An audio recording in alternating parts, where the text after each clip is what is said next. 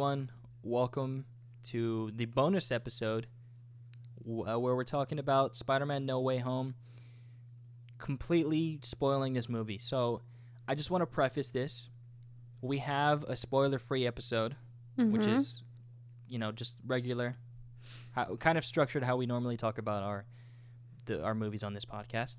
But this is a bonus because we felt that this is such a big movie that it's kind of impossible for us to, not to talk about everything that happened and to just, dissect everything because it's such a big movie and we have a lot to say. So, tons to say. If you have not seen this movie, I beg you, please go watch it. This is, the only time I'll say don't listen to this episode. We'll listen to it later. Listen to it later, not right now. Never listen. If you haven't seen it, don't listen to it. If you have seen it, I'm sure you're a different person than when you walked into the movie theater. Because I know I am. I know I am. Okay, so that being out of the way, hopefully we're not spoiling because I don't want that to be the thing. Yeah. So we don't want to be those assholes. Yeah, like that we've seen on Twitter and TikTok.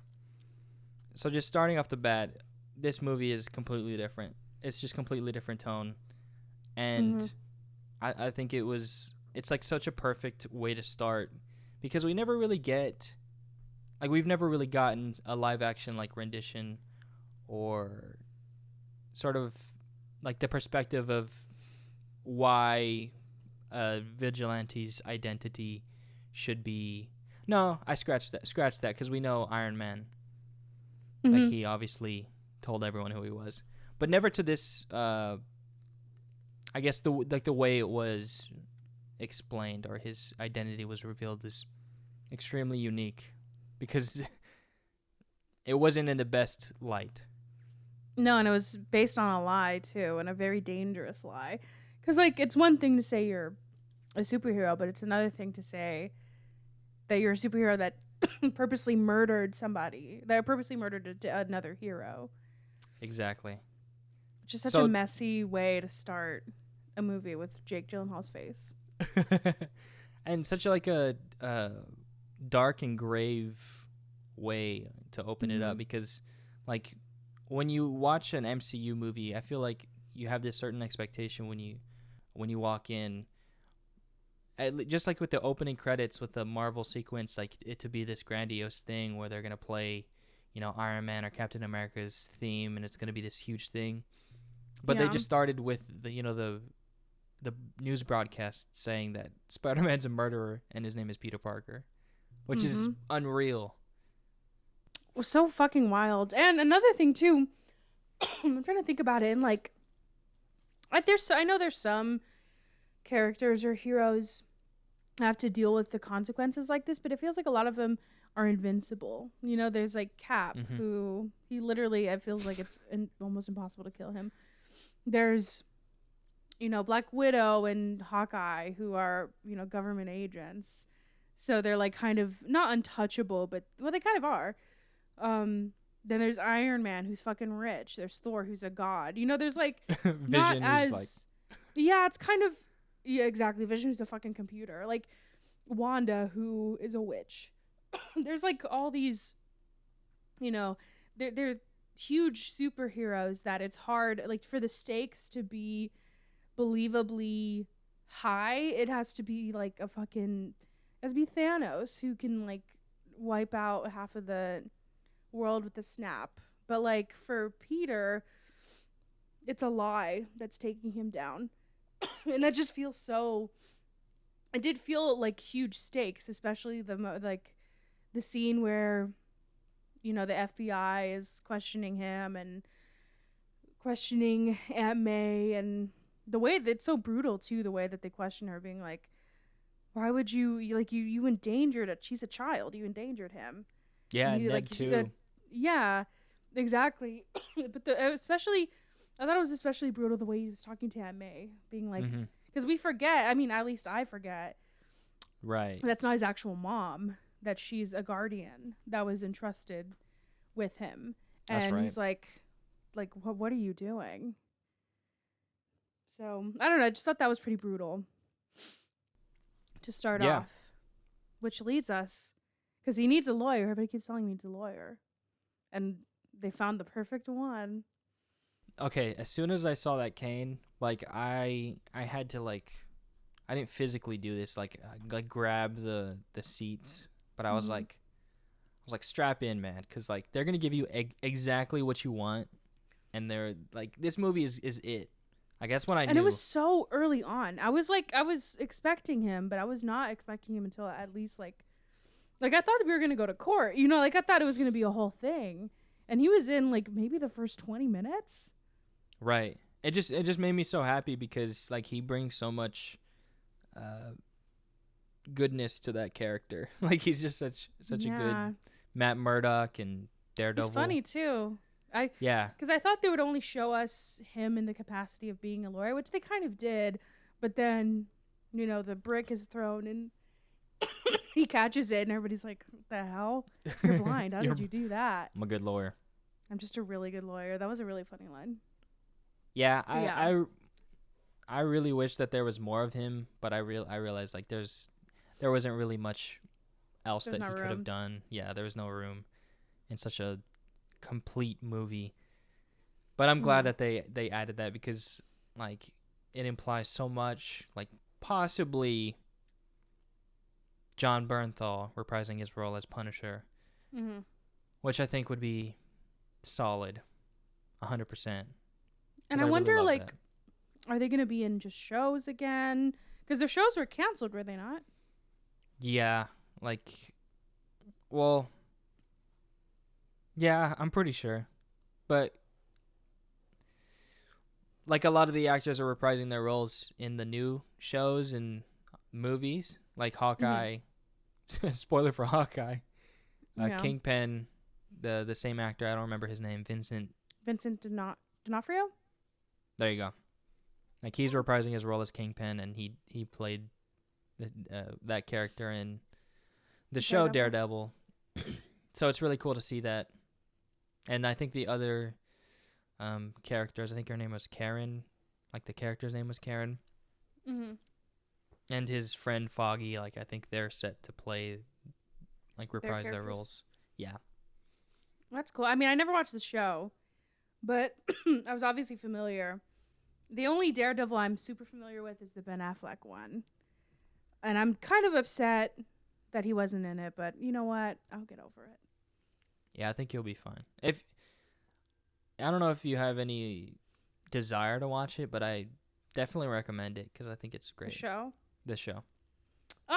Probably not, That's but fine. maybe one day, maybe. But yeah. But I think you're right, and I didn't realize until you just said it. But as soon as I saw that, like as soon as he popped up, I was like, "Oh, they're doing it. They're doing all of it." Yeah, the fan service to the highest. Truly, and I kind of got a little nervous, but I was enjoying myself, so I didn't like think too much critically about it just yet. Yeah, I felt like a kid. Like I was just Mm-hmm. eating that shit up, straight up. It was really But good. I think more like as we move along the movie, because I think we're just gonna do that just Mm-hmm. chronologically, because we kind of figure out and get a sense of, because I'm not sure exactly how like the time, like I know there's a time jump a little bit, or when this how long this takes, the like next sequence where we just kind of see the impact that his identity being revealed has had on all these different people. You know, him going to school, which like Why are at you that going to point, school? why?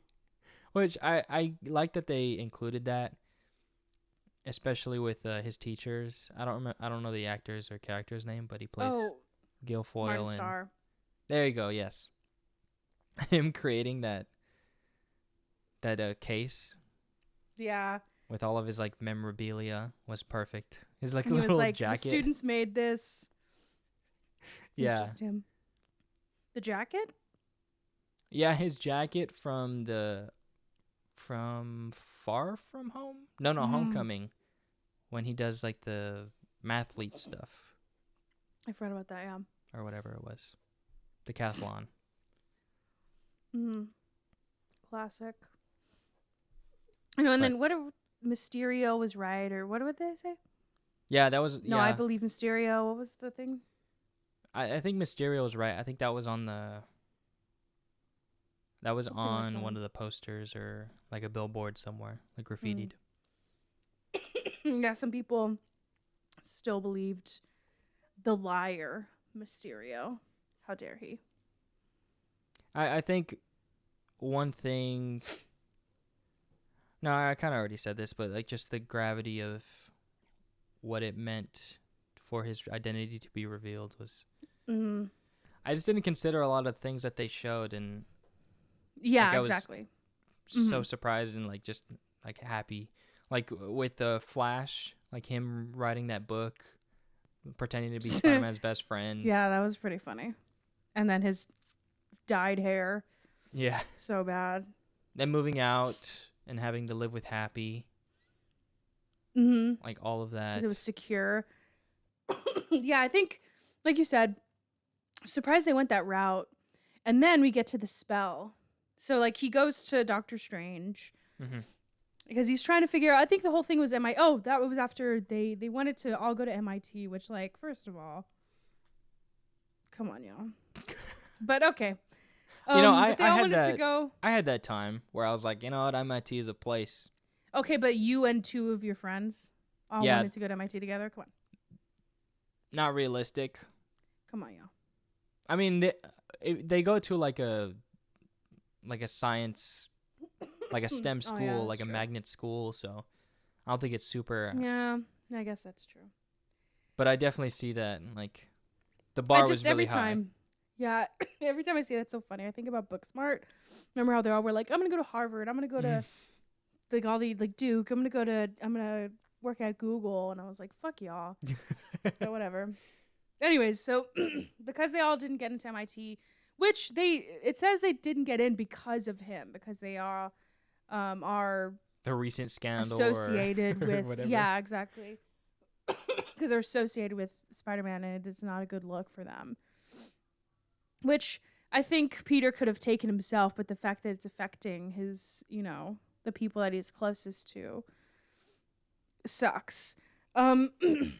So his solution is to go to Doctor Strange and to basically ask him if there's a way he can make everybody forget that they know who Spider-Man is. Which, I don't know why he didn't just do what Toby did and just ask nicely. Right? Do you remember that in the train? Well, no, it wasn't even that. They were like, we got you. Oh, no, we're not going to, yeah. Like, respect. Or like that, they did that in Hannah Montana, too, but I guess they just didn't respect him enough. Well, was that his first solution? I thought there was something else, and then he didn't. I thought there was something else. No, his first solution, he said that, and then Doctor Strange started where he was like, all right, I'll make everybody forget, and then he kept changing it. And that's when I was like, oh, shit, it's going down. But then he contained it, and I was like, all right, what's going on? Yeah, like, I was so confused. But I like how they did that, how they, like, we thought we knew it was going to happen from the trailer, but it was not at all. Right. Everything was seemingly okay, whereas, like... Yeah. And I was like, how are they going to do this? Because I did think it's funny where he was like, yeah, you haven't called them. Oh, yeah, I talked about it in the, like, regular episode, where I just, like, I feel like I'm discovering a lot about the world, and I'm just, like, the most obvious solution to, like, an adult who knows things, like, just isn't apparent to me, so I just come up with the most complicated things to solve this problem, like, much like Peter did. When there's, like, you just gotta call someone. That's all you gotta do. I love that he was like, you didn't fucking call them, you dumbass. So he does. He calls dumbass. He calls Flash, and then we get to the bridge scene. Once I saw that bridge, I was like, okay, because I was here we go.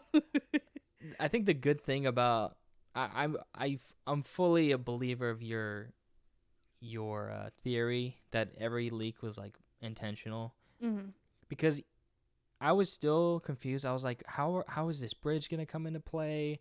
How Yeah. is, like the Why is he in Statue a of wrinkled Liberty? ass suit? Yeah, exactly. Yeah. So it was perfect whenever, like we were expecting to see Doc Ock because he went to to a bridge. Exactly. And I think I don't know, I just was so confused because I was like, so he contained the spell. Why are people here? I was just, Mm-hmm. everything, I do like how they misdirected us a lot, but it wasn't annoying because I wasn't trying to figure out the whole time. I was just like, so, like, well, it'll just unravel in front of me, so let me try to stop figuring it out. Yeah. But I do love the bridge scene a lot because I missed that creepy little guy, Dr. Octopus. I missed him a lot. Because he's such a good villain. I just forget. I guess, like I said, I think I said in the other episode, I haven't seen really any of the Spider-Man movies in a very long time. I didn't rewatch them for this. So it was nice. I kind of like that I did that though, because it was nice to kind of feel that nostalgia that I have in the back of my head of like not seeing Spider-Man 2 for like, truly, I haven't seen that movie for maybe over 5 years. I haven't seen it in so long. And it felt just really like fun to see them again. Yeah. And really cool. The fight was really cool too, especially the whole nanotech thing. Yeah. And how he like stopped him. I was not expecting that. I was not expecting that like limitation of Doc Ock. Like I thought he was gonna just like I don't know, take it and use it. Yeah, because in the trailer it looks like everyone like gets upgrades or whatever. I just assumed that because I don't know, I thought like because they were in this new universe, they're like, let's spice things up. Let's get a little complicated. Mm-hmm. Get a little advanced. I agree, yeah. Or I thought he was, they were going to fight at first, he was going to get away, and then he was going to somehow find the nanotech himself. Yeah, but it all served the story really well because it still was so surprising. From a movie, and you said that this is like the movie that you've seen the most footage from. Still had no idea what was going to happen. Yeah. Still waiting for Toby and Andrew. Still just like sitting there like, okay, well, where are they at? Just letting them spoon feed us. Exactly. References and everything. Oh, I loved it. And then I loved that little teaser of like, because I honestly forgot that from the trailer that Green Goblin was supposed to show up on the bridge too. Right. Completely forgot. And then like whenever they figured out, he like, restrained him, and then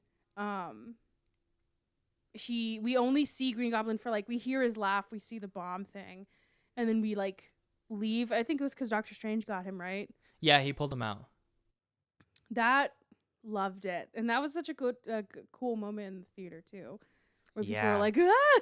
Because it feels like everybody else forgot too, and we're like, oh shit, he's here. It was so funny when he called him like like a green elf. Like that was really funny. Loved that. And then I did like seeing too that there's some theories that didn't pan out. Like there was a theory that, when they make fun of his name, that they were instead talking to the, Toby and Andrew. But I never thought that either.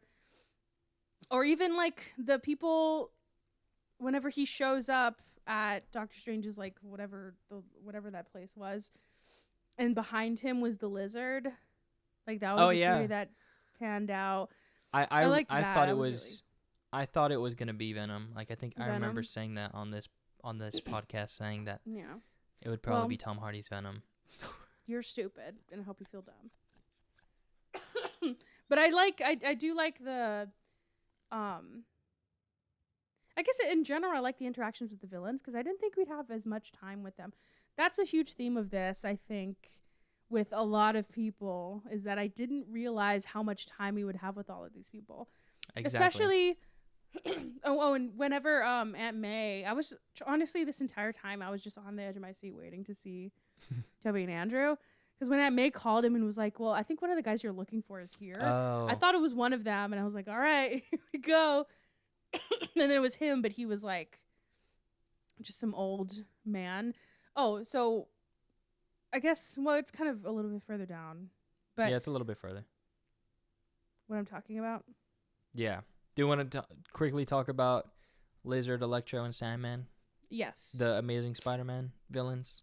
Because I didn't realize it. Like they did it by movie. Sandman is not. Sandman's in Spider-Man. He's not an amazing. Oh, I thought they did it by movie. Well, I'm dumb. Is he? Yeah, no, he's in. He's in the Toby ones. He's in Toby's. But so we see Electro next, I think. We do see Electro. Because Doctor Strange is like, you got to figure this shit out, and he's like, okay, but I need my friends. So like, I don't know how they were gonna help. I guess they kind of did, but he was like, well, I need them, and the whole plan was that he did his suit up and made him. He just turned it inside this out. little portal gun, basically. No, he gave him that little thing. Oh, that thing, yeah. That's what I mean. And it's like a little portal thing where he shoots them, they get trapped, and then Doctor Strange is just gonna send them. Or I don't think he said exactly what he was gonna do yet, but he just wanted him to gather all of them.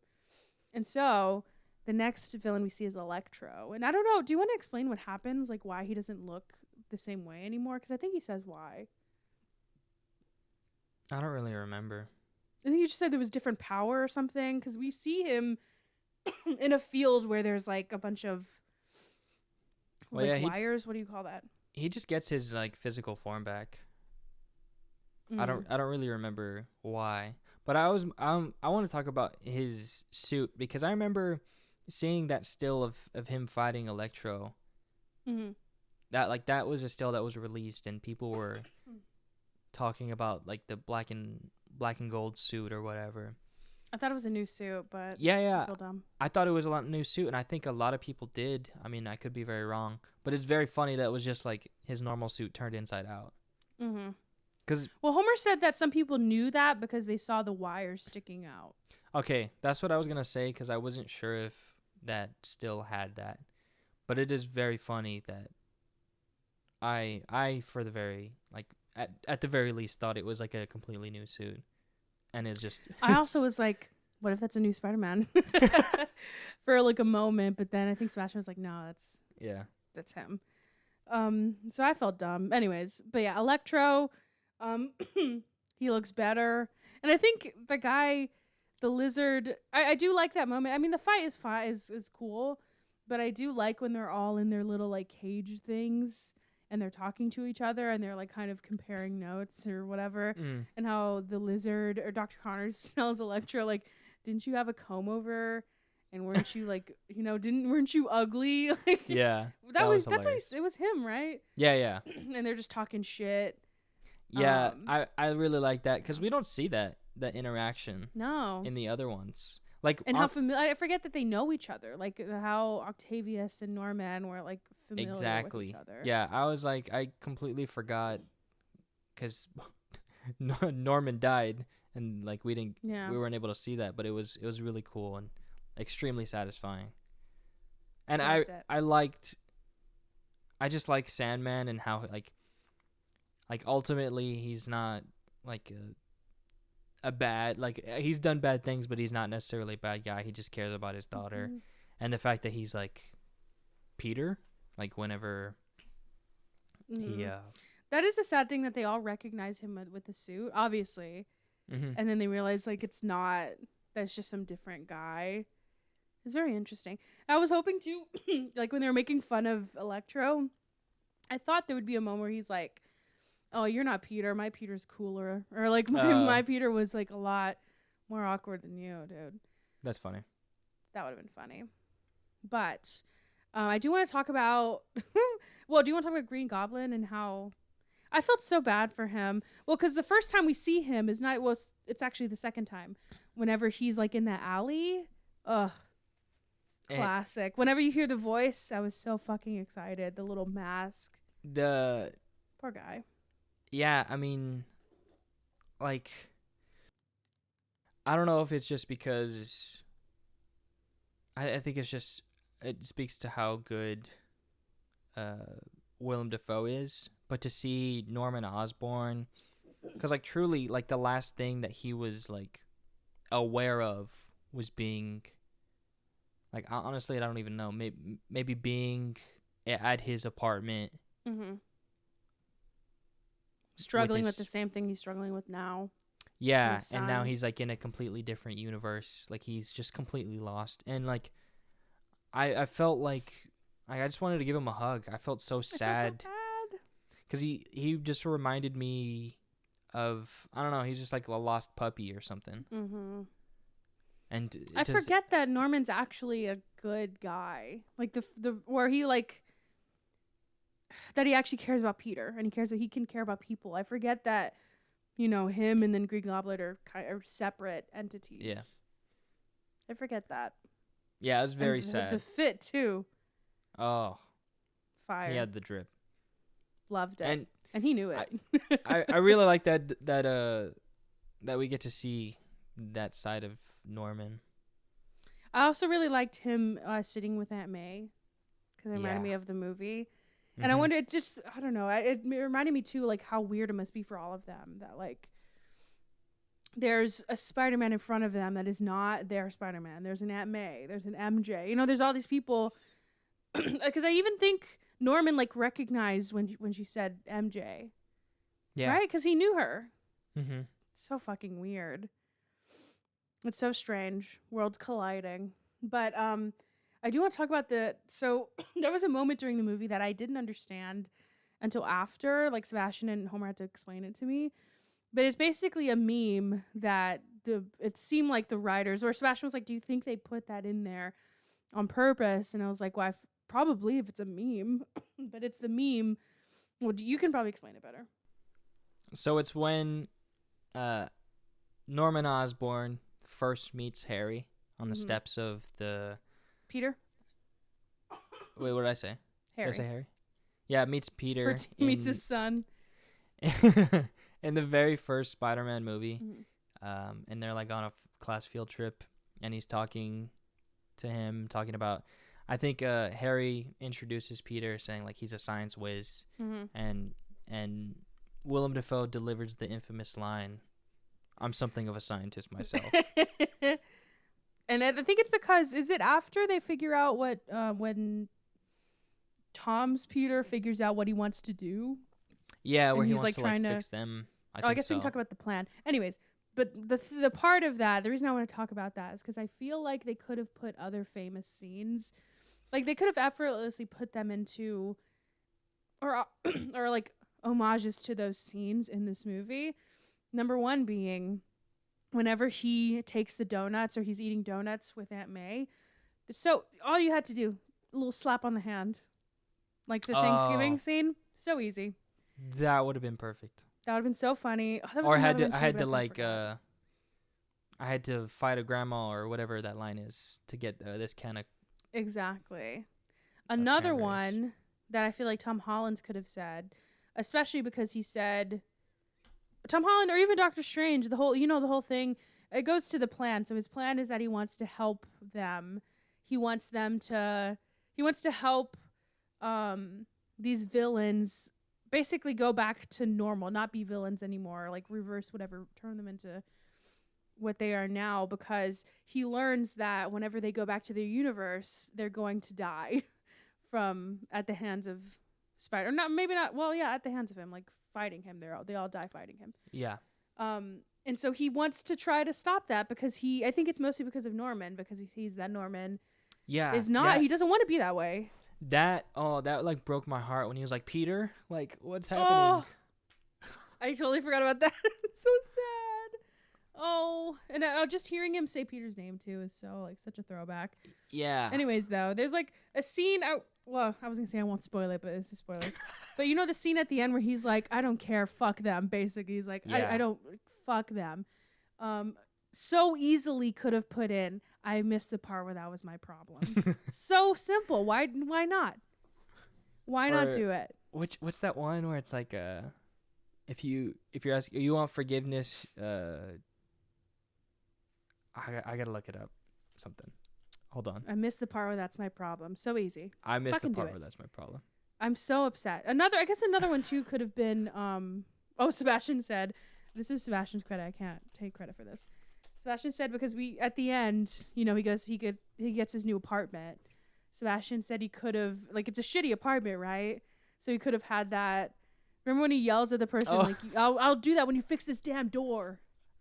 Something like that. Yeah, or even like just the door being stuck, I think. It would have been very subtle, but would have been...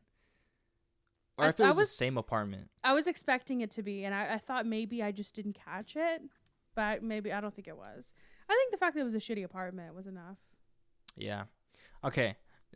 Speaking of this, I remember one moment like pretty early on where I was like, you know, no one is like I remember this being a big thing that MJ said to him. You know, like said, "Go get him, Tiger."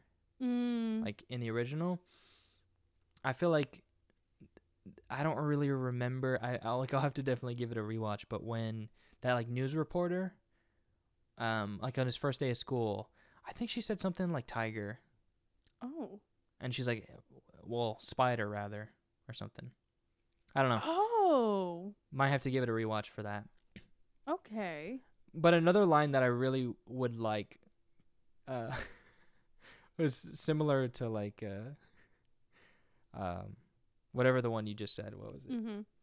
I missed the part where that's my problem. That's my problem. That's perfect. Is you want forgiveness? Get religion.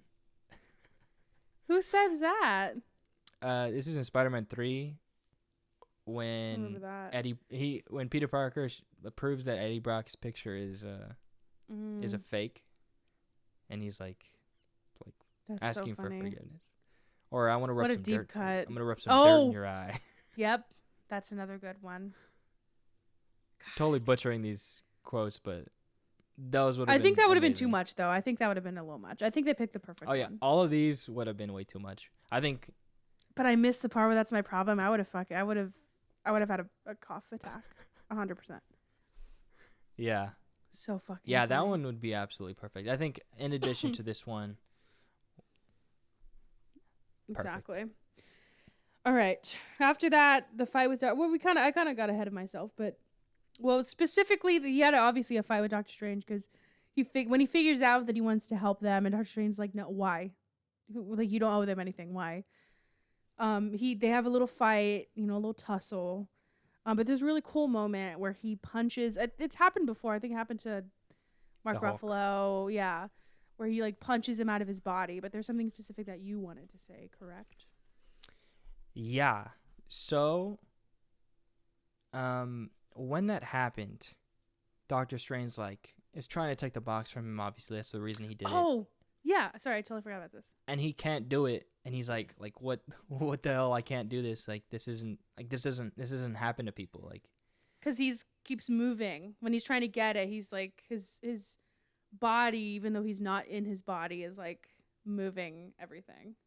Yeah, and it's just, I think that's one thing that I think this movie did really well is to show the audience like how powerful Spider-Man is, and like because he's so young and he's so new to his powers still, like he's still coming into that Spider-Man role, that he doesn't even know all the things that he can like truly do, and that's just like one of them, where he can, I don't even know what that means for he him. has the like he doesn't even have to be conscious for his spider sense to like kick in. Exactly, yeah. And he didn't hate it. Didn't he like the experience? He was like, oh, this is cool. Another thing that I thought was like, I hope is a reference to the Spider-Verse, Into the Spider-Verse, the animated movie, is you can kind of see when he is out of his body, above his like soul, you can see the same lines that Miles had whenever his spidey sense went off. I think that was a reference to it. Because it's very subtle, but Homer and Sebastian all agreed that we all saw it, and we thought. I saw it. Like it looked like heat, like on a hot day on concrete or something. I really like that, and he ended that experience like he just swam back to his body, which nobody's ever done, at least when I've seen it. I've never seen that before. Yeah. Which I guess if we're talking about implications, that's wild implications of what he's capable of, but I'm sure Doctor Strange also took note of that, where he's like, what the fuck is happening? I know, but why can't I do this? He's not gonna remember it. I know, probably. Now he's not, but I mean, or he might in the moment. Yeah. We'll see. He doesn't have the time stone, so it's not like he can go back and see what happened. Well, that's the thing. And it also worked on Wong. No, that's the thing. Like, I don't know. I don't know if it like rewrote history. Yeah, that's a little confusing to me. We can, I guess, do you want to talk about that? We'll get to it. All right, the next thing. So the plan. All right, so his plan. For one, this is one thing that bothered me through the movie, but maybe it's trying to tell me something that I'm an asshole. But I was like, this is such a stupid plan. This is so dumb. Or maybe it wasn't the plan was dumb. The fact that he took all of them to Happy's place at the same time with no sort of like way to restrain them other than Octavius was very stupid to me. And I was like, you're asking for it, dude. Well, that's the thing is like he's so new to this thing, like to being a superhero. He doesn't know better. Yeah. And I guess maybe there is no convincing needing to be done for these villains not to kill him, because he's basically telling them, you all die because you are the way you are. Mm-hmm. So if I help you, then you will not die. True. Which, another thing, though, I kept thinking of is I don't know how Doctor Strange is letting this happen without being like, that's fine that you want to do this, and I guess it's a good plan, but you can't fuck with the universe like this. You can't fuck with the multiverse like this, because if you do this, then it could have really harmful implications for a universe that's not yours, and that's really irresponsible, because you could be doing more harm than good. Because who's to say the universe doesn't correct itself, and that whatever happened to them already like happens again, and takes out even more people potentially. Exactly. Or not even just happens again, but happens to a different person. Right. But I mean, I guess that's too into the weeds, but I just couldn't stop thinking about that. But again, like you said, I think it's like a whole, like Tom Holland saying, like, why not try? Like, let's just try it out. And he's a kid, so like, I don't know. And I really like that he works with Doc Ock and Norman, because I think, except for Flint Marko, each one of the villains are like scientists. Yeah. Electro is an electrical engineer, but you know they're like scientists at their very like core, and they just want to progress humanity, which like not necessarily a bad thing. The way that they approached it when they failed definitely is, and to see that and to get reminded of that is like perfect, because I love that moment when Green Goblin's like, you know, the commute would be bad, but like I'd love to have you at Oscorp. Yeah, that just reminded me of I don't know, just like a fatherly figure, just like he just wants to look out for Peter. Like even in the other one, he still tries to get him a job. He still tries to get him a job when he's like when they're in college, and he's like, oh, I'll make some calls like easily. I think he's a decent father. So like, I don't know, that's what does make me sad about like most. I mean, isn't that what all of them started out as? Is kind of like mentors. I don't remember Connor's or Flint. Not Flint, because he killed. He is a father. He killed who? He killed Ben Parker, Toby's. Oh, he did. Oh, I forgot about that. I completely forgot about that. They all were kind of mentors, like the scientists. Like Dr. Connors was definitely a mentor for Andrew Garfield, and they like worked together. Yeah. And Norman and Doc Ock were definitely mentors. Which is the wild thing, because I think that's why they know how to fix them. Or that's what they said, right? They're like, I've done it before. Mm-hmm. I could do it again. Oh, anyway, so I do like the moment where he fixes Octavius, because I forgot about the reason he's evil. I thought it was just like that, but I forgot that it was because the inhibitor chip. Yeah. the joke I made to Sebastian was like whenever he was fixed and he was like, my voice, or he's like, I can't hear any voices, and I said, that's me on my concerta. I was like, they're gone. I forgot how quiet my thoughts are quiet. Yeah, that's exactly how it felt. And then Yeah, I liked that moment, and then I think you have a little bit more passionate about the next sequence, but I love the way the way it started was wild. I really love how much they use his spidey sense because I don't think they did that in the other movies as much. Yeah, I mean, kinda, but But the way they used it here, the fact that he didn't, not only does he sense like, you know, if somebody throws something at him or something's off, but it felt like kind of like in Star Wars where they're like, there's a disturbance in the Force. Like he knew something was wrong, and he didn't. It's not like he just could. The fact that he could sense Norman's just like change in the shift in his personality is fucking wild. And he could tell. So like in the last episode 105, the one thing that I wanted, we talked about like our wants. One thing I wanted was like a horror type sequence, and I think I talked about it like probably being with Green Goblin, and I think this is the sequence that I got. I'd say so, especially with the like one shot of it all. The one shot, there's an interview with Tom Holland where he says like, you know, this movie pays respects to the previous directors, you know, specifically Sam Raimi. 100%. With that like zoom in close up shots, and I think it could be a reference to this one where, you know, it's I think it's like a dolly zoom is what it's called. Where like his face, it's like weird. It's just a weird. It feels so uncomfortable. Yeah, very uncomfortable. It is really hard with the movie, I think, with the visual medium to create a shift in a theater's mood or a shift in tone in a theater. But I feel like they did that with this, where it's not just like something's happening on a screen, but I think everybody felt it. As soon as you hear that little like menacing noise, or I don't know if it was a song, but I think it was a noise, I think everybody knew, oh shit, somebody flipped. Yeah. And I think like, cause for me, like the reason I felt like it was a horror is cause like I didn't know what it was.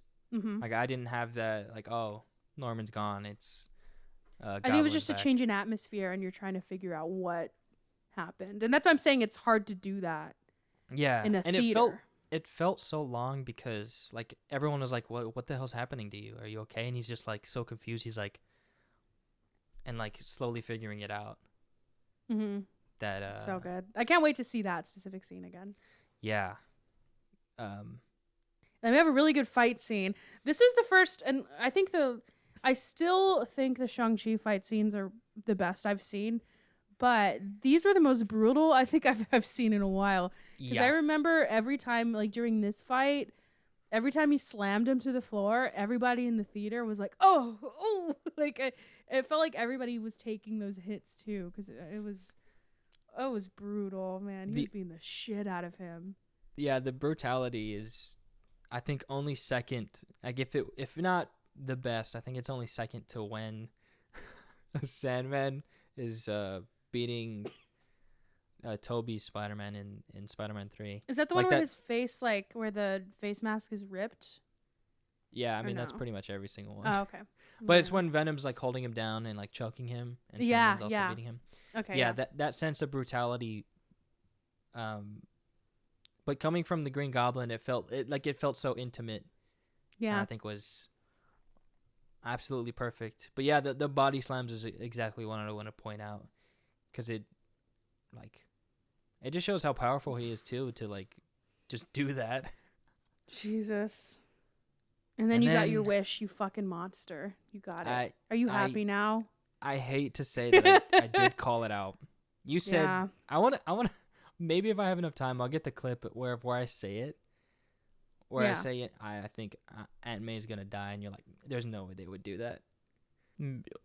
Is there any possibility that Aunt May is gonna die? No. Okay. I don't think so, but maybe.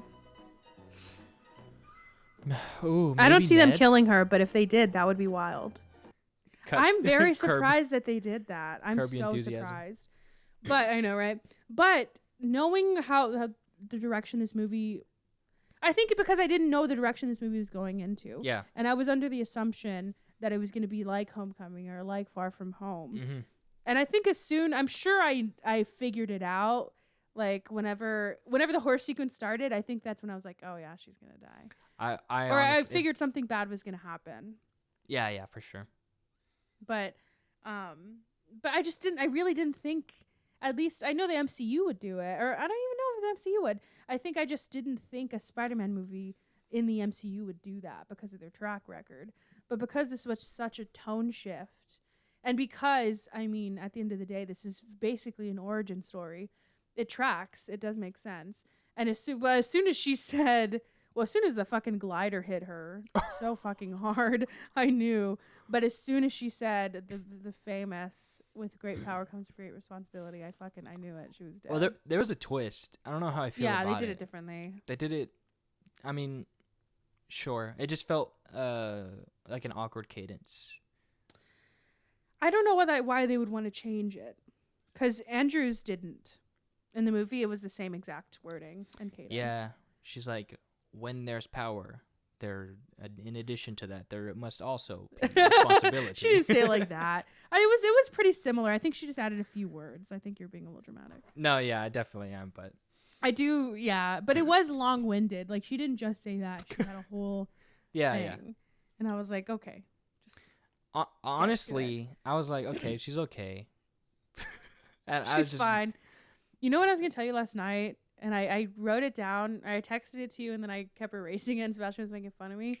Because when I asked you, like, did you cry? And you said yes, and I was like, yeah, me too. And I was going to say, I think you just need to take a few breaths. Or whatever. Remember she kept saying that? She's like, oh, no. I was going to say, I think you just need to catch your breath. And I was like, no, I think it's too soon. I wouldn't have put two and two, I think. Okay. I would have been like... I'm glad I didn't say it then. Because she just kept saying that over and over again. Like, I just need to catch my breath. Another thing... You're going to cry, little Gobby Jr. or whatever he says? Another thing that kind of made me laugh, and it shouldn't have made me laugh. It's really fucked up. But when she basically died, Tom Holland's Peter said, "What are you doing?" Did you hear when he said that? Oh, yeah. He said, "What are you doing?" I was like, why would you ask her what she's dying? What do you mean, what are you doing? Oh, that was just a weird line choice, I think. I think I followed exactly what the director wanted me to follow. Because I was like, okay, she's okay. Like, yeah, she's just I thought she'd be fine. Yeah. I thought she'd be fine. She just need to catch her breath. She just need to catch her breath. And then, like, okay, so I did cry. I cried too. It's part. Okay. No, it's fine. I really don't care. Well, yeah, I was pretty emotional because I didn't think it would happen. I didn't cry when she died. I cried when Toby was like, or Tom Holland was like, where he was like, stop doing this, like, wake up, or not even wake up. It was more of like quit playing around. Yeah, and then Happy shows up. That was really sad too. Yeah, that hit. And he knew what happened. Yeah, and he was telling him to run. I think that's when I started to cry. Uh-huh. Yeah, that was really sad. But yeah, for me, it was when he was like, stop messing around, or what are you doing? Yeah, what are you doing? That took me out of it a little bit, but then Happy told him to run. I don't know. It just makes me emotional when people treat him like a kid, because he is a kid. But then, like, a lot of people don't treat him like a child. Mm-hmm. People like act like he can, take a lot. But the parts that he's in that makes me the most emotional is like in the first, or in not Endgame, Infinity War, when he's like truly terrified. That made me sad. And in this one, like, there's a lot of loss that's happening, but like he's been through a lot of loss, but I think this was like obviously the most visceral one. And then that's when it clicked to me what they were doing, and I really liked it. Yeah, me too. And I was like, I feel so stupid because like they were over there pulling the strings. I'm like, you know what? We'll throw Homecoming, Far From Home. I think the reason I was like upset, or not upset, like criticizing Tom Holland's Spider-Man is because we didn't see that origin story. Mm-hmm. And I thought that it was prior to those movies, like before. But little did I know that they were going to throw this at us. I mean, they did kind of set it up, and I don't know if they ever intended for it to be this way. I honestly think they did want to go the like Spider-Man Jr. Iron Man Jr. route, and then they saw what people were saying, and I think they did agree with that. Okay. Or maybe, yeah. So I do think they kind of set it up to be that way, but then when they realized after Iron Man dies, they have not really any, they don't really have any sort of plot for him to follow, because he doesn't have a person to follow. So like, I think this, hopefully it was a good or it was a good like push for them to do something different. I guess similar, because it's like the other Spider-Man, but I think it's such a smart way to do that in this universe, is to extremely. I mean, further on, like whatever they do, what they do throughout this movie, beginning with, I guess the like switcheroo of not being an Uncle Ben death that affects him, but Aunt May. Yeah, which kind of makes me upset that it wasn't like she didn't say it like with great power, the right way, great responsibility. Because like I feel like that would have like hit it even harder. Yeah. Because it is that like reversal. Because like we kind of get that in the original Spider-Man when Green Goblin just interrupts her prayer. We get that. Yeah. I forgot about that.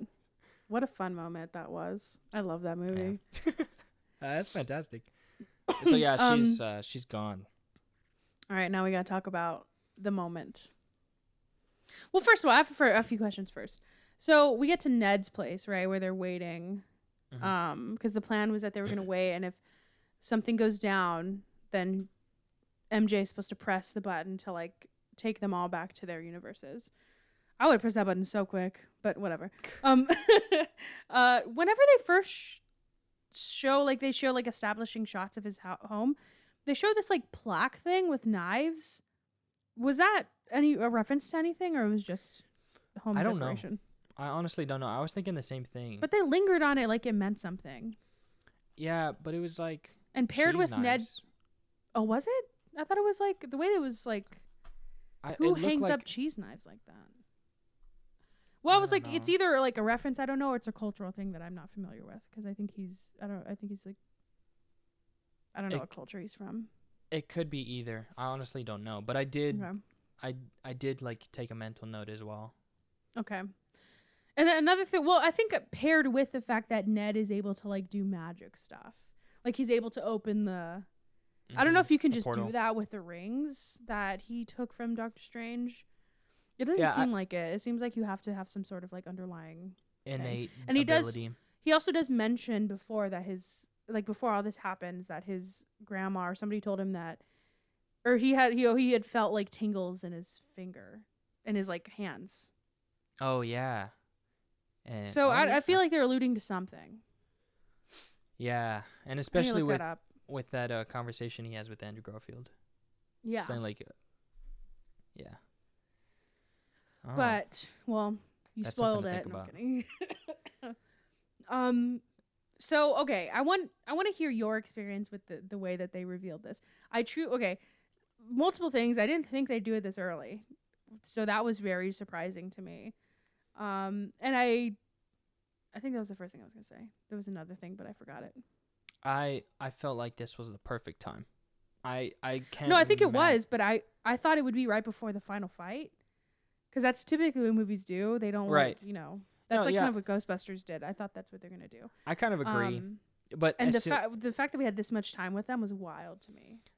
When did you know that it was Andrew? Because I didn't know until he stepped into the fucking room. Or no, people kind of took. If I was watching it by myself, I wouldn't have known until he probably took the mask off. But people, like, as soon as that thing opened and he turned around, people instantly knew. Oh, I'm assuming it was the suit. Oh, okay. It was a suit. It was mainly his head shape. Because okay. Because one thing I don't like about the Amazing Spider-Man and like the suit is it just feels like he has a very bulbous head. I don't know if that's the right word, but it's just hair. I think it's that, or like they have some padding or something in his face where it just makes it very smooth, and it doesn't. He looks like an alien's head. Like Tobey Maguire's, like it feels like a human's head. Yeah. Okay, I see what you mean. What was your reaction though? I lost my shit. Like I was like, I think I like fist pumped. You know, like yes. Oh God. Like Kip. Not as dramatic. I was probably just like, yeah. There you go. That was very funny though that they, because I forget that the people in the movie aren't just like, oh okay, that's another Peter Parker. Like they were like, who are you? Very skeptical, and it's very funny. The grandma asking to get the cobwebs, and just like the way he tried to prove that he was, like, it's very anticlimactic. It was just like, yeah, of course. Instantly though, like, because that was the only thing I was nervous about, because I knew we were gonna see them, right? Like at this point, we all knew. Yeah. The thing I was nervous about though is that it wasn't gonna be seamlessly. Like they weren't gonna seamlessly go into the character again. But I felt like he had just got off the set of Spider-Man 2, of his Amazing Spider-Man 2, because nothing had changed. He was exactly how I remember him as Spider-Man. Yeah. And it was very fun. I loved it. A little scruffy. Like yeah. a little bit more hair, I think. It had obviously been some time since the events. But yeah. And then we see Toby. The boy. And he's not even, I thought he was going to be in the suit, but I like that he wasn't. And how Ned was like, no, it's just some random guy. Who is this? That was kind of funny. Yeah, oh my gosh. And I don't know why they like, it wasn't like fighting, but they like just shot webs at each other, Andrew and Toby. I mean, I'm assuming they felt the tingle and they were like, oh, this is somebody that I don't trust. Or like, this is like a person that has power that I don't know who they are. Oh, and then they saw that it was webs. That's true. Good point. I'm just dumb. But it felt good. I don't know if this is when he said it, but when Andrew Garfield mentioned that he was dressed like a youth pastor. Oh, that was before they went to. That was when they finished like their, their lab project, and he said, "Do you have a suit for you, or are you gonna go dress like a youth pastor?" That was very funny. Hilarious. And then Toby's wasn't even. He was funny, but he was still so awkward. Like he was also the same, where I was like, "Yeah, this seems like just an old Peter Parker." Mm-hmm. He fell into it so effortlessly. And they both are so good. I don't know if it'll happen, but I want, like, obviously everyone wants the Amazing Spider-Man 3 and Spider-Man 4, but I just want to see them play their characters again, because it was it felt so awesome to see them again. I don't know if we will get it, but I think it's fine. I think at least we have something where they're all together.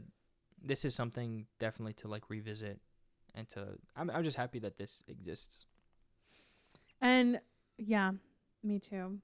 And then when they meet Tom, I honestly forgot about him, and I like how they had this whole moment of like, it reminded me of West Side Story.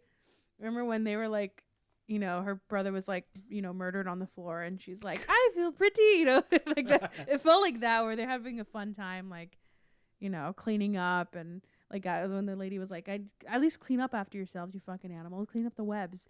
And then Tom's like depressed because his aunt just died. Yeah, we get reminded that Aunt May died. Like, yeah, I'm like, oh shit, yeah, we're not having a great time right now. And the one thing I told Sebastian is, man, Andrew's Peter was so emotional. I feel like he was on the verge of tears the entire time. But it made me sad because I feel like he's just really lonely. Oh yeah. And I think that's why he was so emotional. But I really liked that. I felt very on character with his Peter. Definitely. Yeah, are we at the part where they all talk about where their losses? Because he's going through the loss of May, and they're like, well, yeah, he's you're like, not the only one. He's like, honestly, I missed the part where that's my problem. Exactly. And honestly, I was like, fuck them too. Kill Norman. Kill his ass. I don't care. Yeah, I thought it was great where he's just.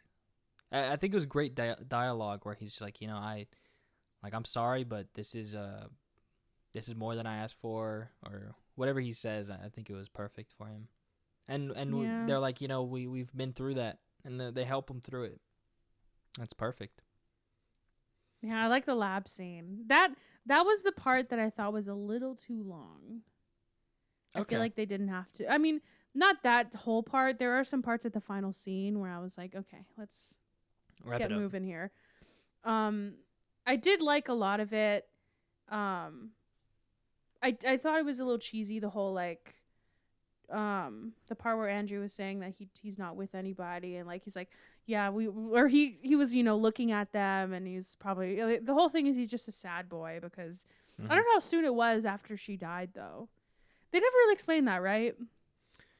I mean, I can't imagine you ever get over that, but it was like it felt so fresh to him. I was like, is he okay?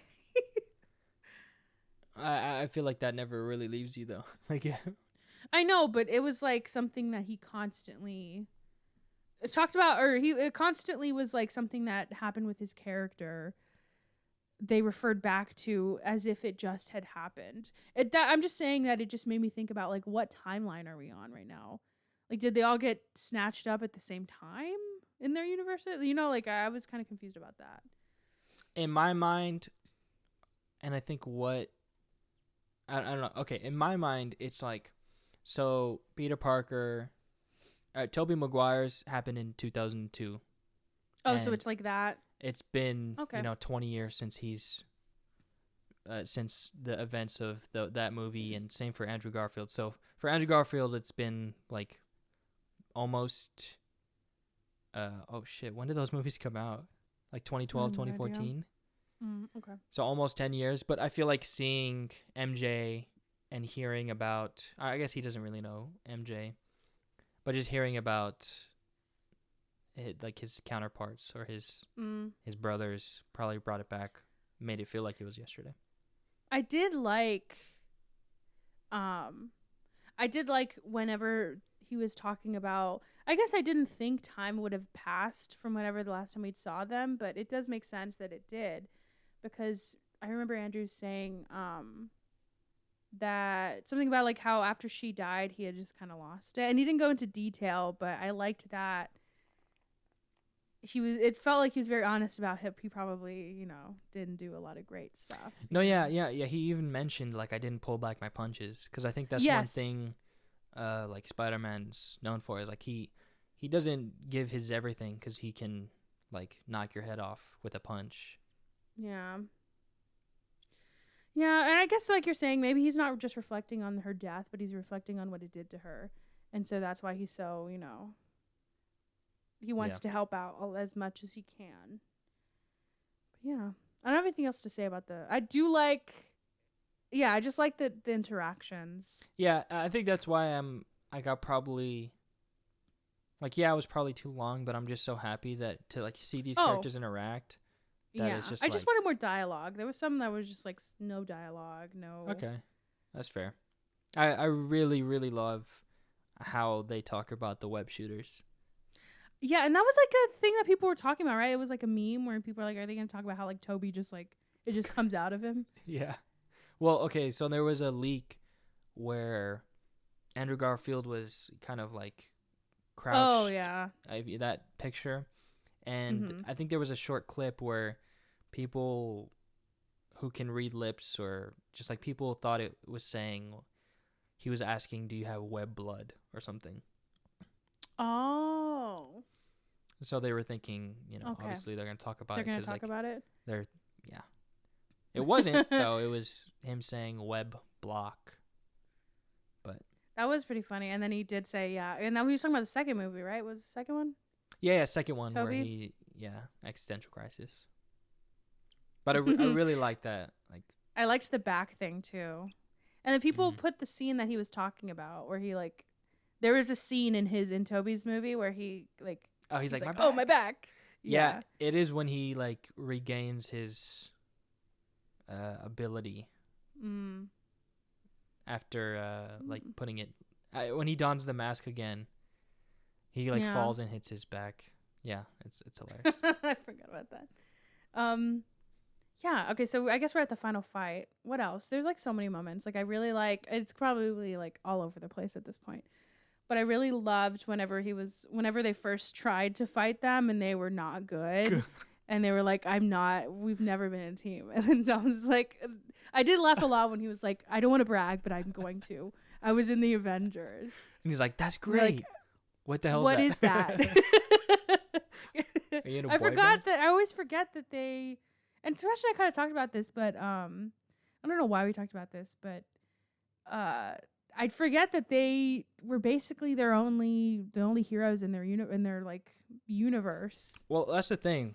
So I rewatched them, right?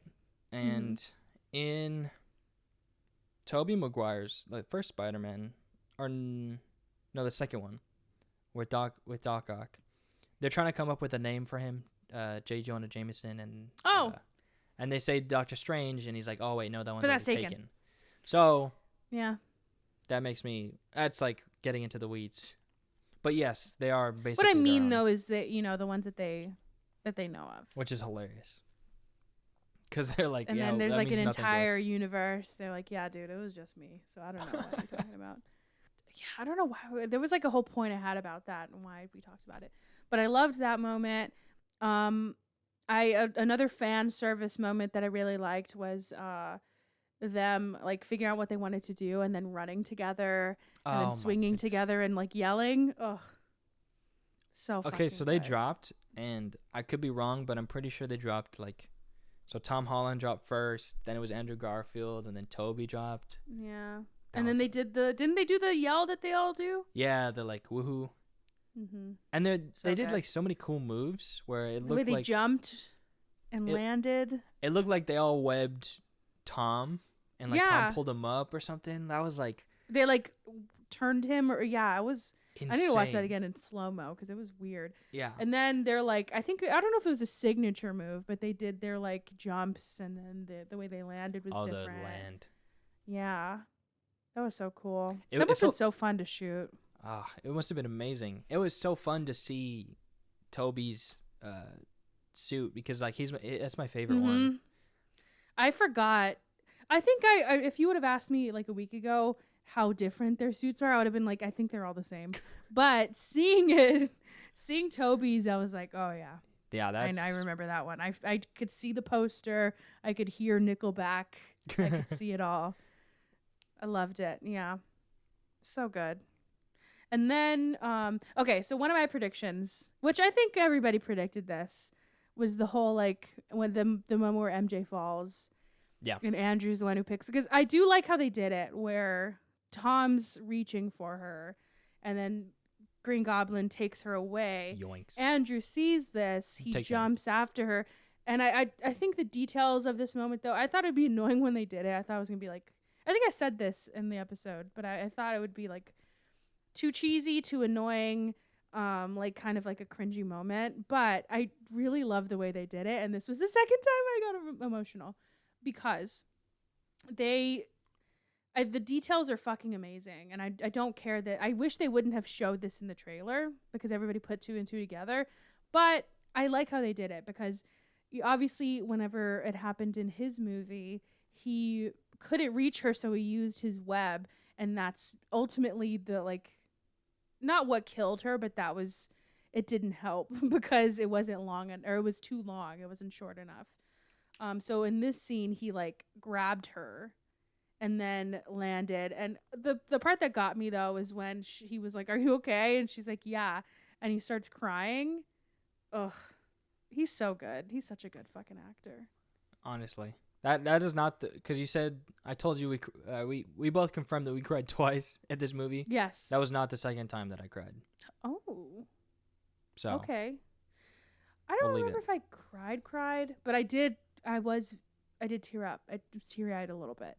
But just because he's such a good actor, and then when she asked, "Are you okay?" It's like, yeah, but I love this moment though. I think this is such a perfect way to do it. Like I don't know if it's a fan service moment, but it's such a perfect way to do a moment like that.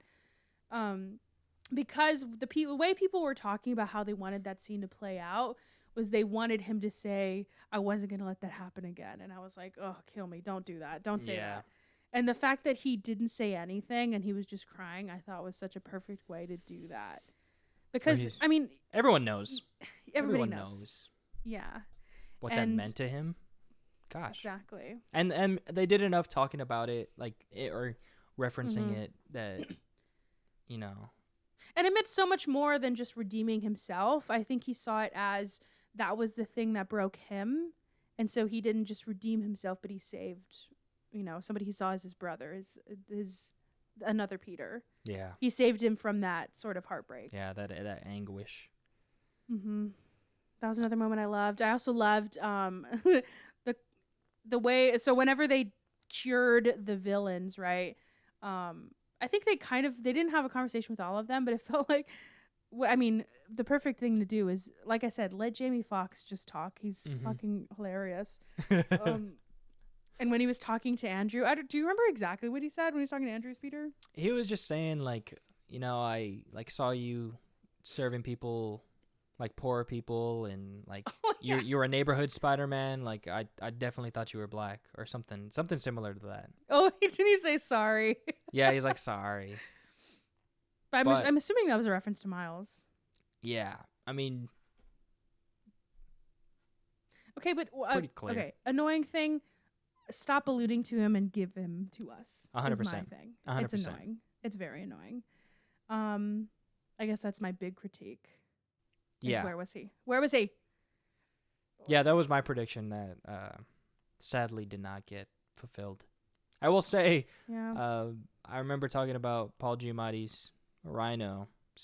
I don't remember when I talked about him and they referenced him. Yeah, they did. And I think I saw him.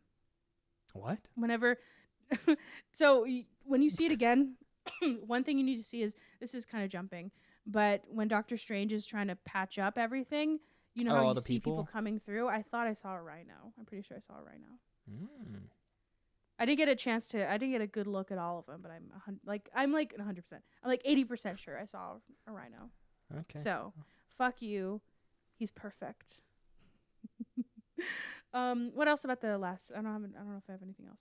I like the part where he cracked Toby's back. I thought that was very funny. And he kept telling him, "You're amazing. I want you to say it, that you're amazing."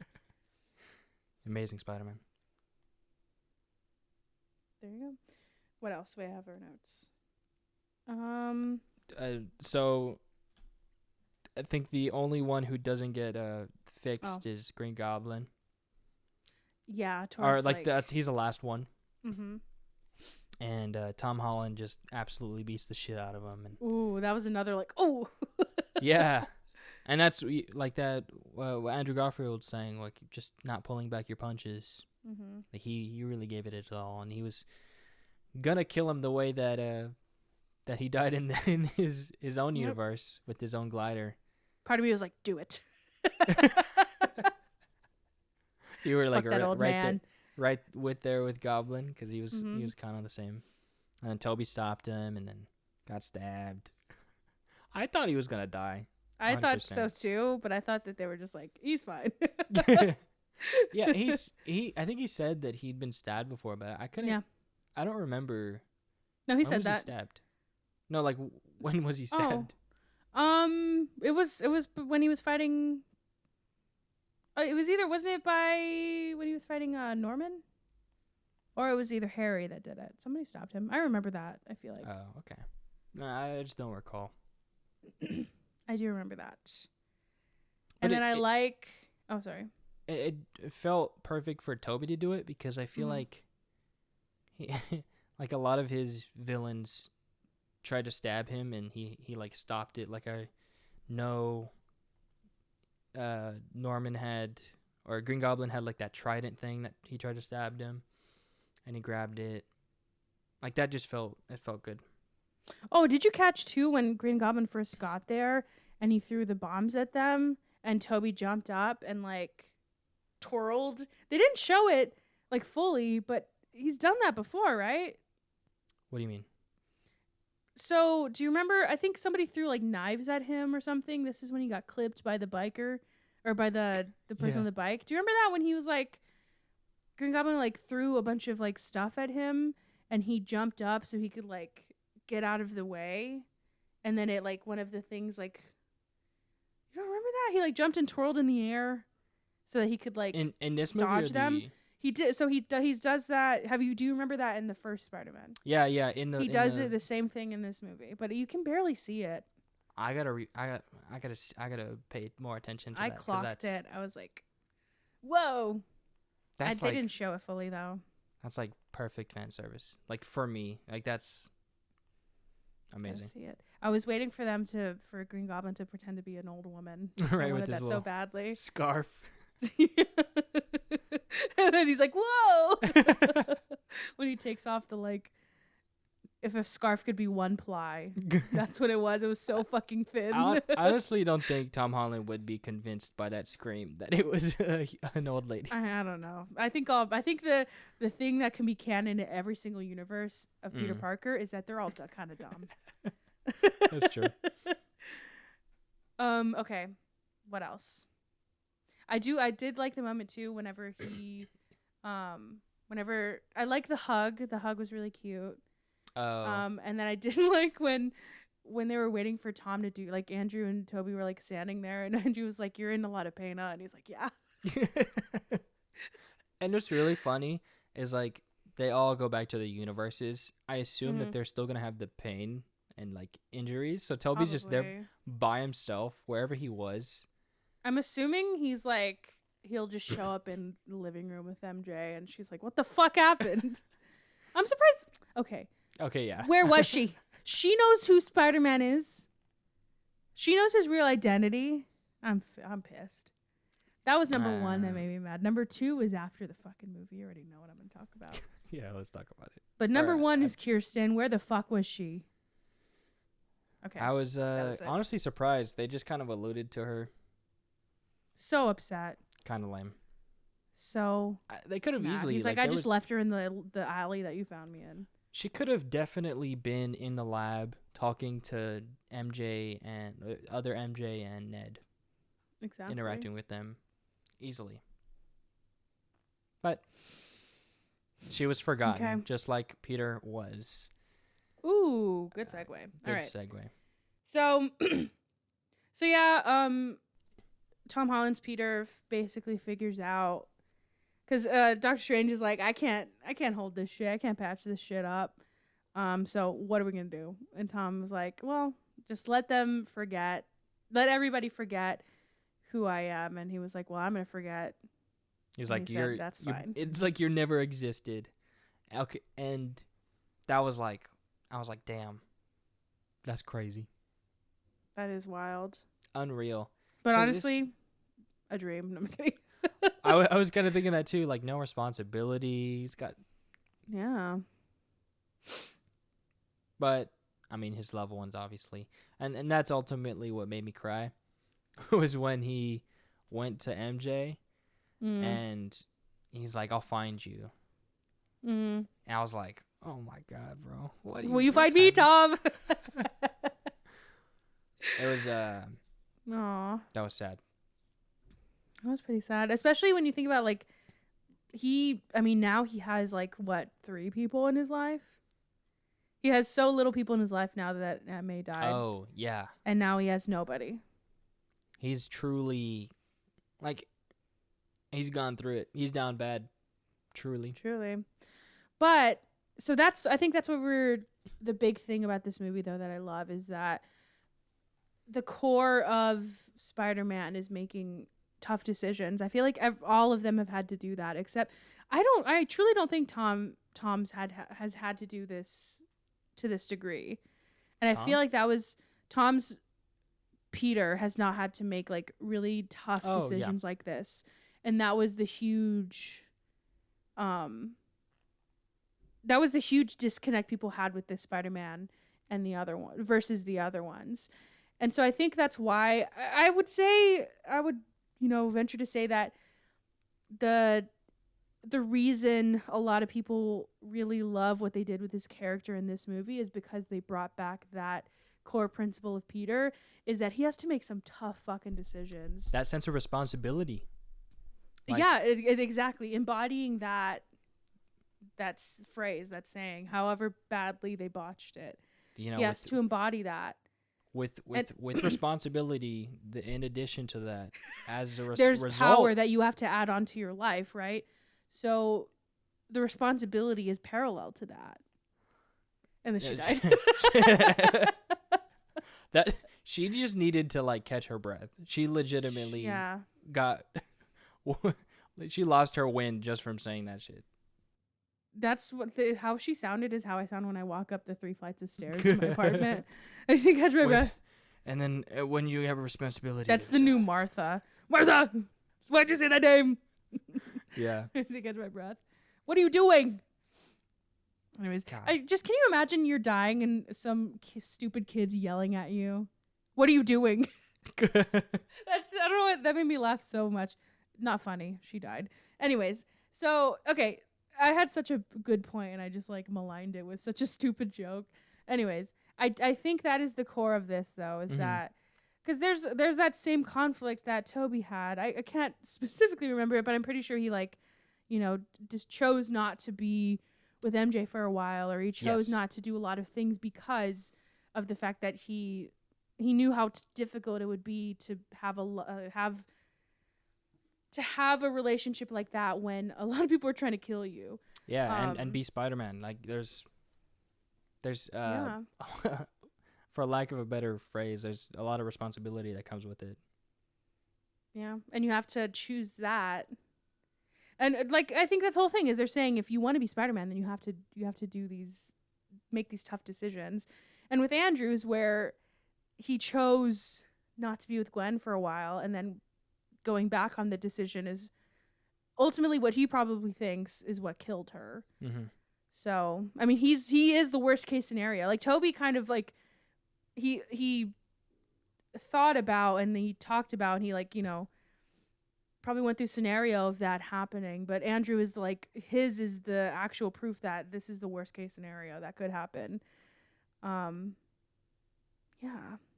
And so yeah, tough decision to make, but he did it so effortlessly, and that's Peter Parker. Yeah, and I'm glad to see him. I missed him. Yeah. I don't want to forget them, but this movie just rectified all the wrongdoings of Homecoming and Far From Home. Truly, it's a true origin story, I think. Like honestly, the other two can go fuck them. No, I'm kidding. No, they're not bad. But another thing, so the decisions don't end there though. So it happens. He says he's gonna find them, and the next time we see him, he knows where they are. He knows where she works. He goes in and he has this whole like routine, about how he's gonna tell them, I guess. And I think he's about to, and such a little moment, but I fucking loved it. He's about to tell MJ, and then she like moves her hair, and he sees the little Band-Aid of when she was bleeding. He gets reminded, and he's like, "Fuck, that's my fault." I did like that was so sweet too. Whenever she walked up to him, and he's like, "You're bleeding," and it was like the smallest fucking scratch, but very sweet. Oh yeah. Yeah, and then that's when he made another tough decision to just leave him alone because he saw that they were doing fine without him, and that plus they were also MIT without him. I do not think that would have worked if he just like straight up told them all that. No, because they don't know anything. I think he could have taken time to like, but that's the thing though. He could have. There's multiple ways he could have done it. He could have tried to woo her. He could have tried to like do all these things, but he ultimately decided that for them, he just was gonna leave him alone. Honestly, do you see them like being out of the picture? I don't think so. I think somehow if we're in the fantastical land of the MCU, I feel like true love, if I do think it's a lot like Disney movies, right? Where it's like one true love, true love's kiss, all that shit. I think that is very evident in a lot of superhero movies, but they're too manly to admit that. But anyways, I think that the whole like they'll find each other again because that's their one true love. So yes, I do think they're gonna come back. I think something will happen that they'll be reunited. I'm interested because I know there's talks to be like another trilogy, like of his college years. I wonder if like a decent amount of time would be spent like where it's a new love interest where he's with Gwen Stacy. Maybe. I don't know. There's maybe, or I do think that they're leaving it open. The what truly makes me think that they might bring it back is the fact that they alluded to Ned having some sort of powers. Yeah. That's true. Or an inclination, or what is it? Inclination? No. The ability. Am I making up words? Yeah, he just has like some sort of affinity to There being magical. And I don't think that's something that can just go away. Yeah. So I do think it's possible. Would I be mad if it didn't? No. But I don't think their story ends there though. Because like I said, I think it's not about what if I said it with great power. It's not about the relationship ending or them forgetting him. It's about the decision that he made to do that. That's true. So like at the end of the day, it's a story about Spider-Man. It's a story about Peter Parker. So yeah, I mean, I think somebody said like somebody was talking about collateral damage in this, right? Or am I thinking of a different movie? But like that kind of is it. Like even though like that's the collateral damage of being Spider-Man is that you don't get to be in love. Dang. But he made that choice and he's got to live with it. You got to live in a shitty apartment. Oh, and then the little sorry. Oh, yeah, go for it. Yeah, the little thing. I don't know what I forgot what it is, but I know it's from their little Death Star thing, right? Yeah. Their Lego. The little Lego Darth was really Sidious. cute. Mm-hmm. And then the cup. Yeah. From the coffee shop. Oh, makes me a little sad, but it's with okay. the new ass suit, which I gotta say is and he made himself. Love it. Probably Classic the most Peter. comic accurate suit that we've seen in a live action movie. That's what I've heard, and whenever I saw it, I looked at Sebastian. and I said, "Ooh, it's shiny." It's funny. I like it though. Yeah, one thing I do want to talk about. I fun. hope it is. I truly do. The one thing that I guess to bring back in Hawkeye, and I think I told you this off pod, but I'll say it here. A theory is that because we see that we end with Peter they made it a point to show that it was Christmas time, which Hawkeye takes place during. And they made it a point to show us where his apartment is, which is by that big ice skating rink in Rockefeller, which apparently the rumor, I don't know if it's a rumor, if it's confirmed, but there's supposed to be like a last, fight scene that takes place there in Hawkeye. So I don't know if I would expect to see him there. I think it's just like it might just be a coincidence, or maybe there's like something that's going to happen in Hawkeye that was an effect of Spider-Man, but I don't think we're going to see him. I guess my prediction is I don't think we're going to see him in the Hawkeye show.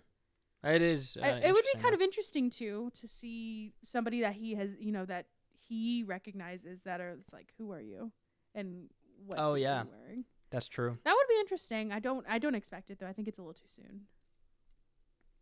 Probably. That's gonna be interesting. I didn't even think about that. All the people that he's I didn't think about it. I saw it on TikTok. I don't want to take credit, but I did take notice though that they made it. It seemed like it was very purposeful that they showed during Christmas time. Yeah. But yeah. Just new vibes, man. I really like it because I have so much faith that they're gonna do like so much amazing things with this now. Like I am very excited to see what happens next. Especially, I feel like oh, sorry. No, you go. My biggest thing is I knew that we had a Spider-Man, but I'm very glad that we have a Peter Parker now. Yeah. It feels like that was missing. I don't know. I don't think I realized why I didn't really care for this Spider-Man, but I think that's why. I think it's because we saw the fancy suit, when we first saw him in Civil War, it was nice and fun. But we didn't get that rich character. Yeah, and now he's like back to like who the character is, just like by himself, like against the Bare world. bones, yeah. No iron suit to help him out. He just makes his own shit. He sheds the Iron Man Jr. Yeah. I mean, literally, he shed it. He shed everything. I think it's such a smart way to reset a universe. And maybe they took a note from Sony. I know Sony is, or I don't know. No, never mind. I was gonna say X-Men is owned by Fox, right? Because that's basically what X-Men did. They didn't do it. Theirs was a little bit more sloppy, but yeah. I don't know who owns the X-Men anymore. I think Sebastian said Fox, but now Disney owns Fox, so Disney owns them. Okay. But I'm saying when they had the franchise themselves, because that's basically what they did for the new class, right? Is that they just kind of reset everything. Yeah. But this is the way to do it. Oh, 100%. Not theirs was too sloppy. So are you sad that they weren't introduced? No. I would have. I didn't need them to be. I think it would have been fun.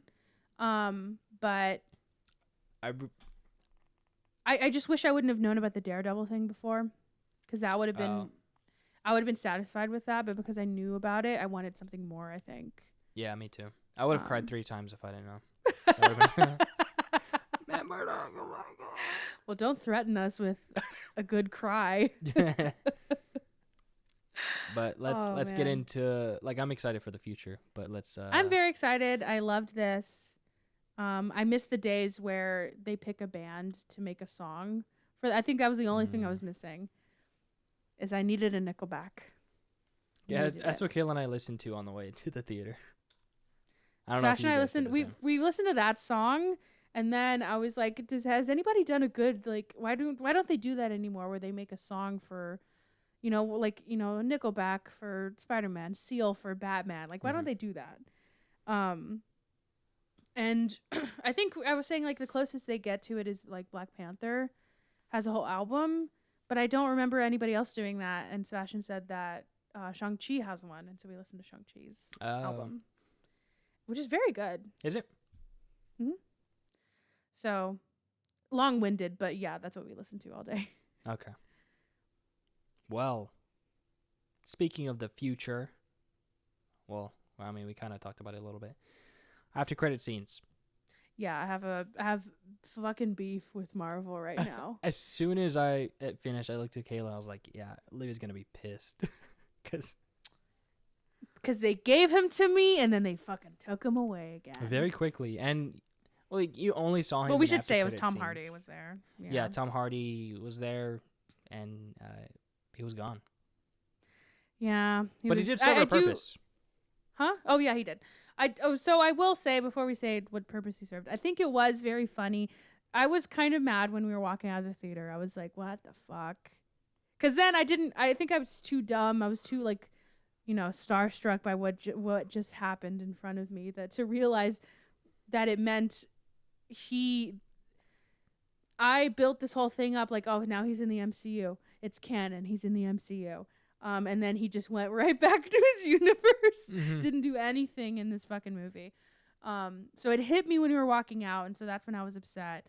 But then I was like, you know what? That is very on character for him to just instead of try to, fight or figure out what's happening or do anything, to just stay in Mexico and try to figure out what, the lay of the land of the universe that he's in. And I think he was just like finding out who the Avengers were. Like, I think that's very on character for him, to not do anything. So I'm not as mad about it, because I think that's really funny.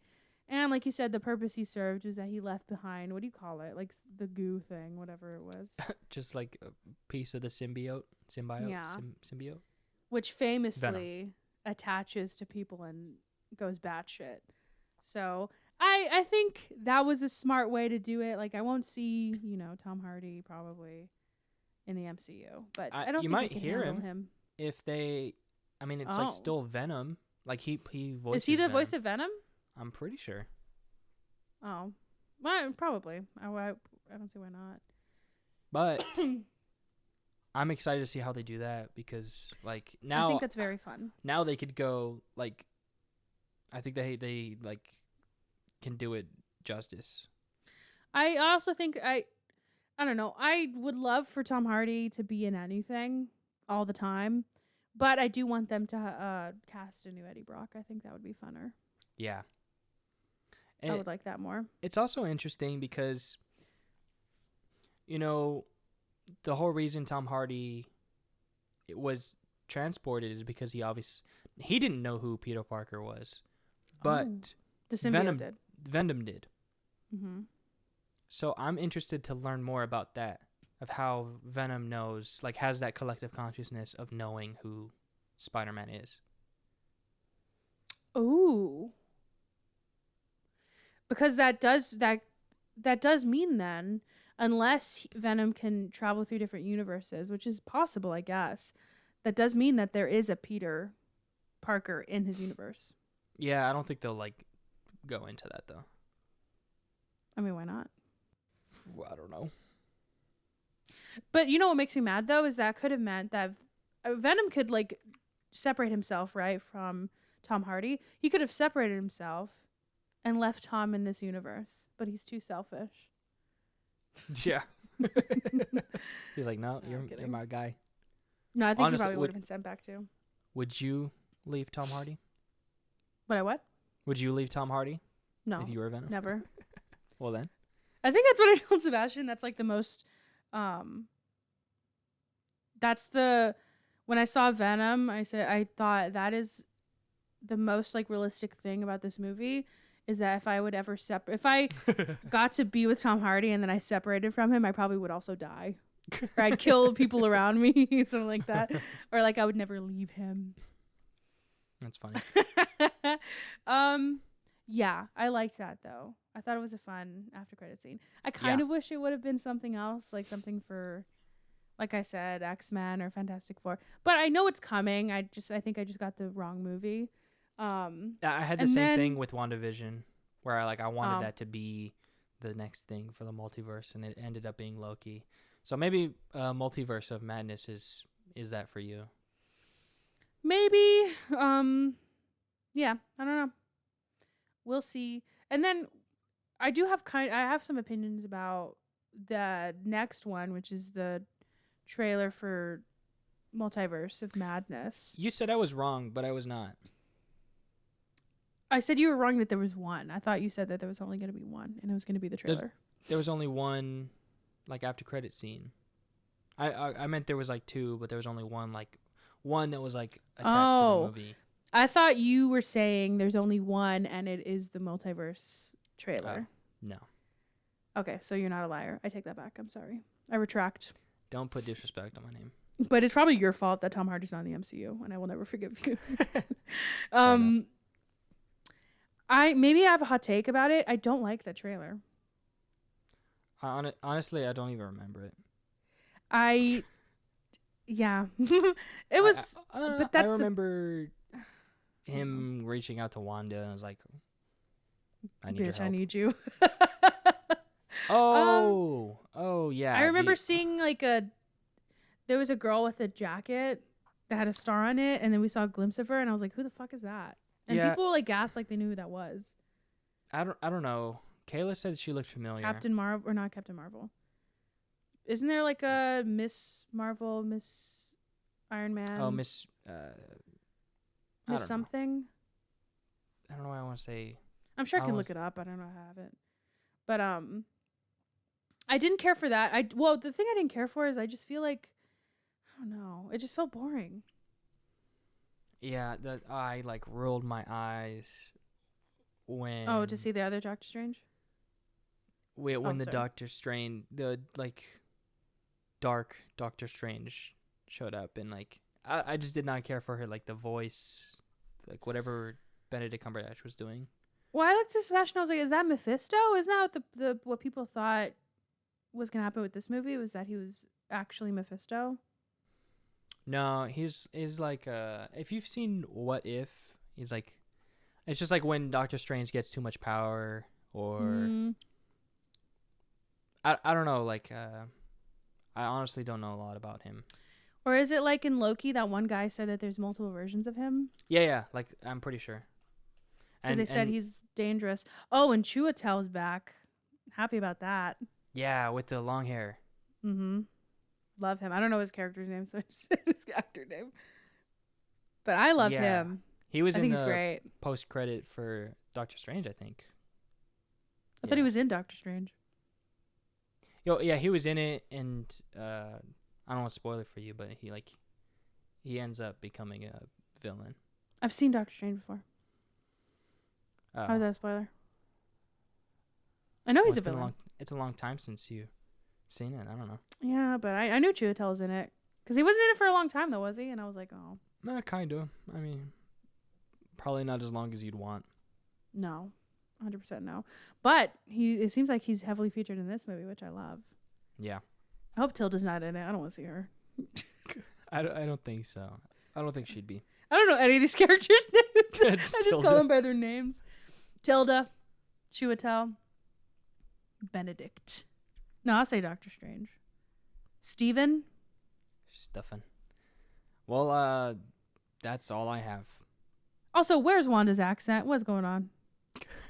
What did I miss something? She's Did she just forget? I don't know.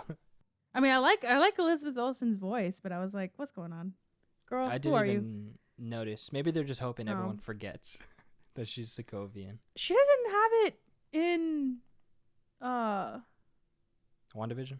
yeah, in most of WandaVision. I think somebody asked that too. They're like, girl, didn't you have an accent? And she's like, I don't know. You tell me. I mean, it's funny. I think it's funny if they just drop it. They're like, you're not good at it, so just like, just leave it. That's funny. I guess I'm kind of excited for that. Is that the next one? If you count Morbius. No, why would I ever count Morbius? Then Why yeah, would I I do think that? so. If you count Morbius. I think that was the trailer that showed one of the Yeah, I trailers. saw that trailer.